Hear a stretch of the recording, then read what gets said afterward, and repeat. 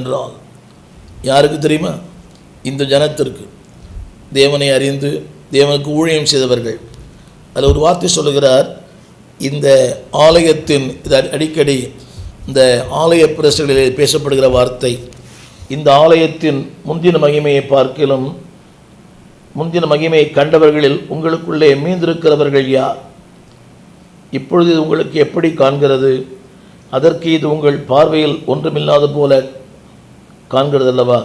நான் படிக்கிறேன். உங்களுக்குள்ளே மீந்திருக்கிறவர்கள் யார்? உன்னுடைய கருத்து என்னவென்றால், சோர்வு, ஏமாற்றம், இலக்கரிப்பு, ஏளனங்கள், பரியாசங்கள். தேவன் சொல்லுகிறார், அதில் மீந்திருக்கிறவர்கள் யார்?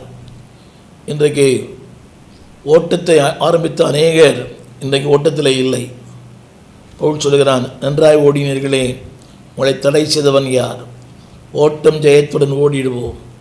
இன்றைக்கு என்னுடைய இந்த 53 ஆண்டுகளை நான் கண்ட ஒரு உண்மை என்னவென்றால், நன்றாய் ஓடினவர்கள் இன்றைக்கு அவர்கள் முகவரி இல்லாமல் போனார்கள். நீங்களும் அதை பார்த்திருப்பீர்கள். ஒரு காலத்தில் மிக பிரபலமாக இருந்தவர்கள், தேவனால் வல்லமையாய் பயன்படுத்தப்பட்ட தேவ மனிதர்கள்.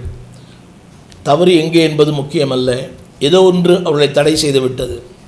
ஒரு ஏமாற்றம், ஏதோ ஒரு குடும்ப சூழ்நிலைகள், ஏதோ ஒன்று அவளை தடை செய்து இன்றைக்கு அவளை ஒன்றுமில்லாமல் ஆக்கி போட்டது. மிகப்பெரிய பிரபலங்கள், மிகப்பெரிய மெகா பாஸ்டர்ஸ் இந்தியாவிலும் வெளிநாடுகளிலும் 24 மணி நேரமும் அவருடைய ஆராய்ச்சி நடந்து கொண்டு வந்தது.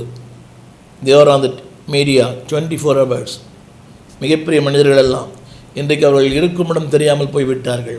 ஆண்டவர் கேட்கிறார், உங்களில் மீதியாக இருக்கிறவன் யார்? அந்த வார்த்தையை நான் படிக்கிறேன். உங்களில் மீதியாக இருக்கிறவன் யார்? இப்பொழுது இது உங்களுக்கு எப்படி காண்கிறது?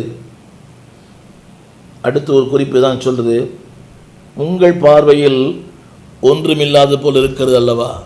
என் அன்பான ஊழியர்களே, சோர்ந்து போன தேவர்களே, ஊழியர்களே, இதில் சொல்லப்பட்டிருக்கிறது, இது உங்கள் பார்வையில் ஒன்றும் இல்லாதிருக்கிறது போல காணப்படுவது அல்லவா? இன்றைக்கு அநேக ஊழியருடைய வாழ்க்கையில் ஒன்றுமில்லாத ஒரு நிலைமை.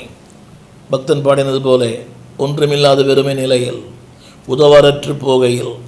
ஒரு காலத்தில் 1000 பேருக்கு உதவியாக இருந்தோம், இன்றைக்கி யாருக்குமே நாம் உதவியற்ற மனிதர்களாய் மாறிவிட்டோம். ஆபகுக் புஸ்தகம் சொல்கிறது, நியாயப்பிரமாணம் செல்லாமற் போகிறது, நியாயம் புரட்டப்படுகிறது. இந்த உலகத்தில் அதுதான்.